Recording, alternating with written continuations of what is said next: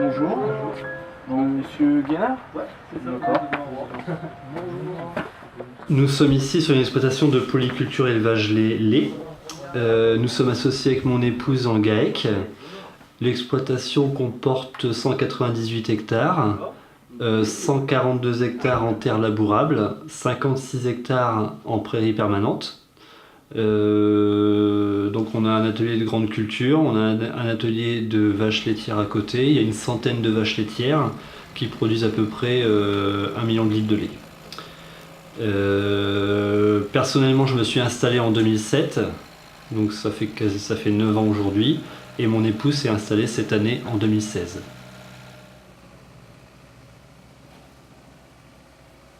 Pour moi, produire autrement, c'est produire autant, mais mieux.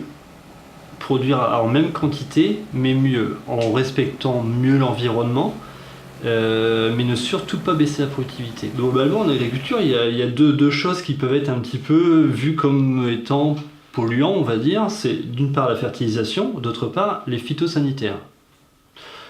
La partie fertilisation, on raisonne tout apport d'engrais est raisonné en fonction des besoins des plantes et fractionné en fonction du besoin des plantes et du moment à laquelle en fait la plante en a besoin. Tout ça, le but c'est d'éviter les pertes et c'est vraiment d'avoir les apports qui collent très bien aux besoins et surtout au bon moment en essayant de limiter les pertes dans l'environnement qui vont se retrouver après au final dans l'eau. Voilà, ça c'est très, très simple à comprendre. On effectue une analyse de terre. Donc il y a un quad passe dans chaque parcelle, effectue un carottage et récupère un petit échantillon de terre sur 30 cm, 60 cm et 90 cm. Cet échantillon est envoyé au laboratoire départemental d'analyse et de recherche de Laon. Celui-ci recherche l'azote restant dans le sol à la sortie de l'hiver.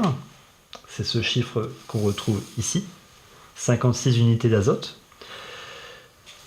Il nous calcule, en fonction de la culture, du rendement que l'on souhaite. Ici, dans l'exemple, 10 tonnes, 100 quintaux hectares. On sait très bien de manière sûre qu'un quintal de blé exige 2,8 unités d'azote. Donc il est très facile de calculer les besoins totaux de la culture. Dans ce cas-ci, 300 unités. On retrouve nos 56 unités qui restaient dans le sol, plus diverses fournitures.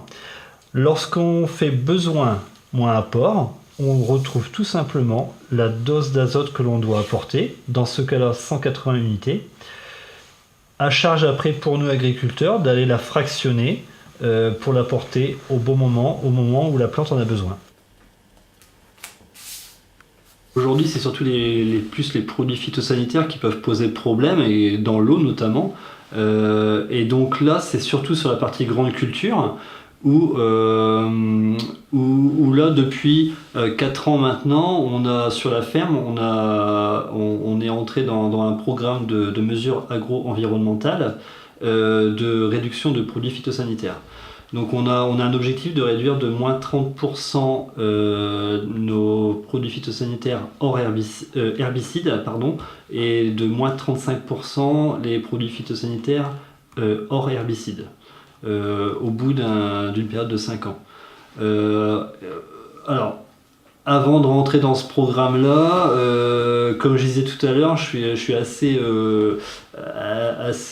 obstiné par le fait de produire beaucoup, de produire beaucoup, on va dire. Donc produire beaucoup, ça veut dire beaucoup de rendement à l'hectare, pour être très concret, en blé, etc. J'ai été un petit peu, je pense comme beaucoup d'agriculteurs, voilà, on veut produire beaucoup, et pour produire beaucoup, quelque part, on fait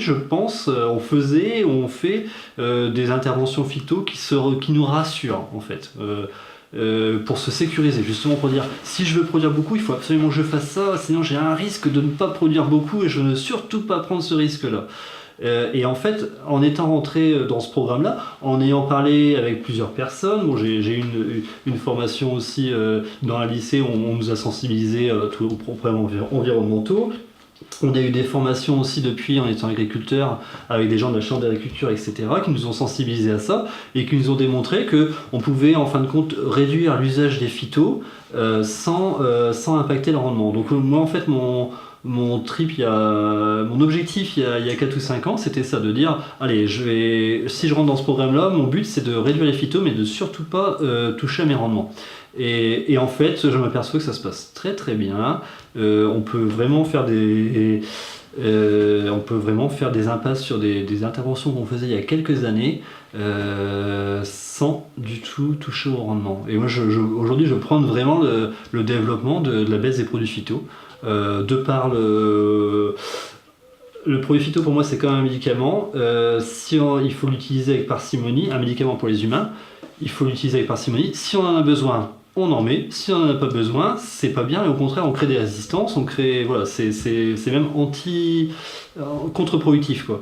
Et sans parler du coût, en plus, mais c'est pas ça, presque la première motivation n'est pas le coût, la baisse, l'économie engendrée par la baisse des produits phyto, c'est vraiment le fait de clairement balancer moins de produits phyto dans la nature, et pour l'utilisateur, et pour les gens qui sont autour.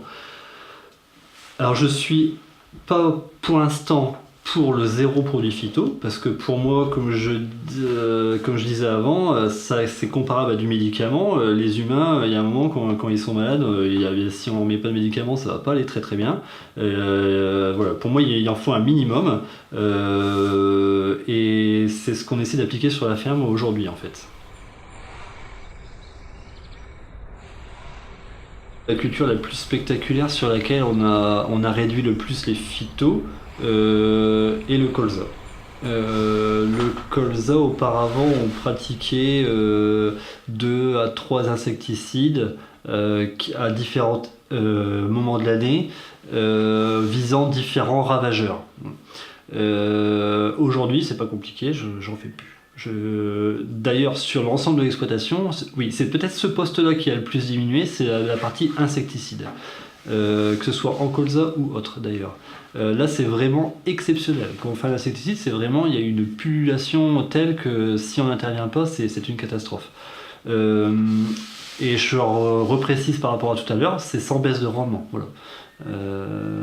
On a réussi à beaucoup diminuer les produits phytos sur le colza sans baisse de rendement.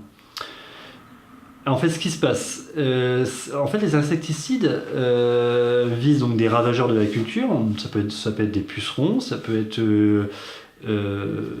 différents insectes qui attaquent votre culture. Mais quand on applique un insecticide sur une récolte, on tue aussi les auxiliaires de culture. On appelle ça les auxiliaires de culture. Alors, les auxiliaires de culture, ce sont les gentils. Ce sont nos petits copains qui se trouvent. Donc on a des carabes, on a des chrysopes, etc. Qui se trouvent au niveau du sol, du biotope. Voilà, ils sont là, ils courent par terre, ils sont au niveau de la végétation et ils vont attaquer justement ces ravageurs. Quand on applique un insecticide, on tue les ravageurs, les méchants, mais on va tuer aussi les gentils, nos petits copains. Donc ça veut dire que la prochaine invasion d'insectes, il n'y a plus personne pour les contrer, et donc il faut encore revenir avec un insecticide, parce qu'il n'y a plus de méthode en fait de lutte biologique, on n'a plus que du chimique. Et donc c'est vrai qu'il faut essayer de garder au maximum nos petits copains sur le terrain qui vont nous aider à manger les méchants. L'intervention doit être vraiment l'intervention phyto doit être vraiment quand il y a grave péril pour la culture. Là où nous, sur l'exploitation, là où on veut aller plus loin, c'est sur la partie herbicide, désherbant. On a comme projet sur le GAEC de désherber aussi mécaniquement tout ce qui est culture en ligne, plantes sarclées, colza, betterave, maïs.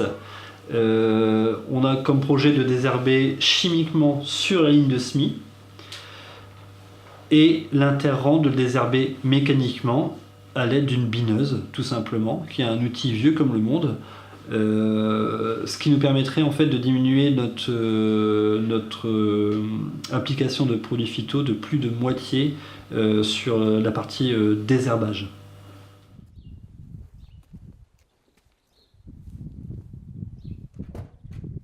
Au niveau de l'exploitation, nous, on va continuer à se développer, on va continuer à développer l'atelier laitier notamment, on va continuer dans la voie de la réduction phytosanitaire au niveau de l'atelier grande culture. On espère, on a des petits là qui ont à peu près 2 ans et 6 mois. Nous, ce qu'on aimerait, mon épouse et moi, c'est leur ramener une exploitation transmissible en fait. Arriver à leur donner une exploitation transmissible, viable et vivable. Voilà. C'est vrai que ça serait, si nos petits pouvaient, un des deux petits ou les deux pouvaient reprendre l'exploitation, ça serait vraiment la cerise sur le gâteau. Après, plus globalement sur l'avenir de l'agriculture, on est plutôt confiant. Il y a toujours eu des agriculteurs, il y aura toujours des agriculteurs. Les agriculteurs d'aujourd'hui ne sont plus les mêmes qu'hier et ne seront pas les mêmes que demain. Donc il faudra s'adapter. Si on sait s'adapter, ça ira. On nous demande de produire moins cher, mieux. Il faut produire moins cher, mieux. À partir du moment où on arrive à faire ça, on sera encore agriculteur demain. Certainement moins d'agriculteurs, mais de toute façon, l'attachement à la terre et aux animaux sera toujours là. Ça, c'est sûr.